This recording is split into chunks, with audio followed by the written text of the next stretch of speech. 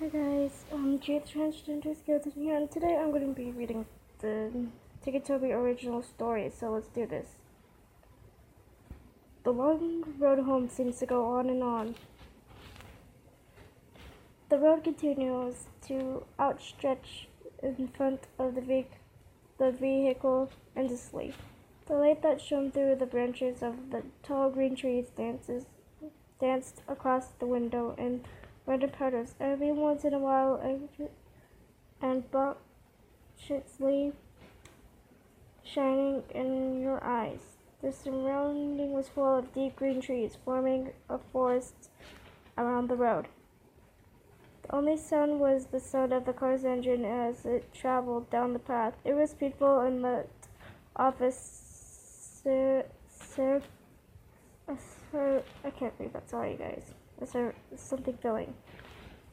Although the ride seemed like a nice one, it blocked everyness from both passengers. The middle-aged woman behind the steering wheel had neat, short brown hair that fit her complexion quite well.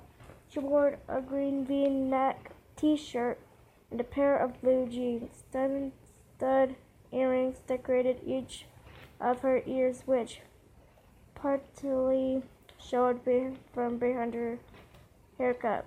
She had deep green eyes, which were brought out by her T-shirt, and the lightning seemed to make them more noticeable.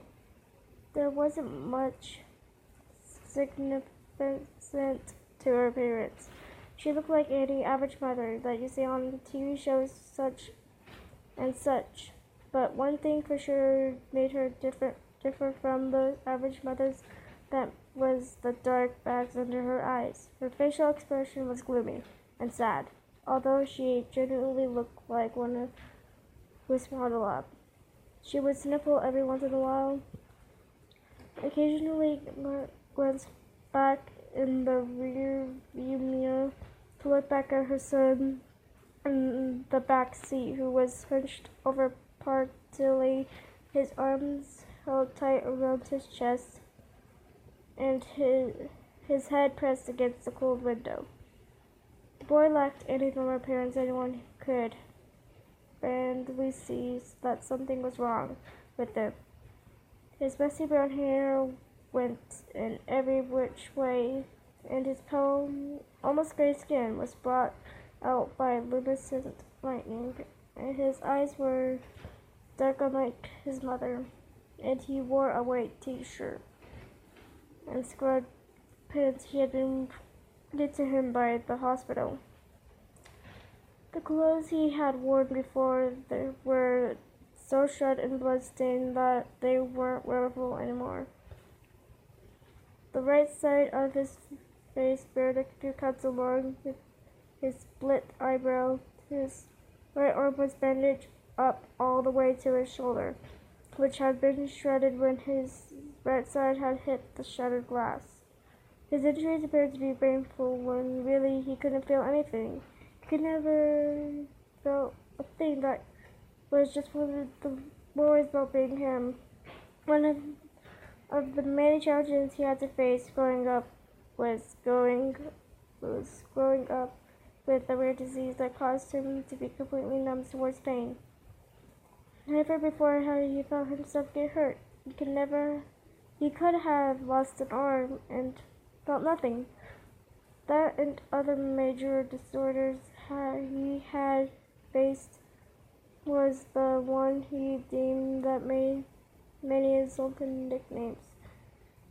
In the short time he attended grade school before he was moved to homeschooling was his Tourette syndrome, which caused him to tick and twitch in ways he couldn't control.